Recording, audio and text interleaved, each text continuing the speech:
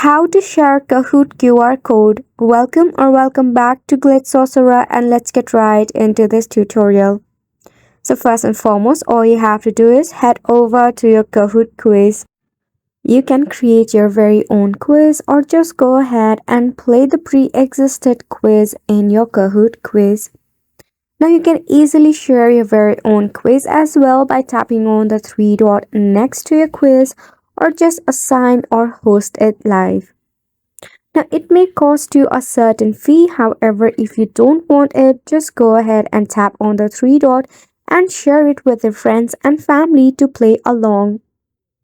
Now to check out the QR version, in some of the Kahoot quiz, you will find the QR option at the top of your screen.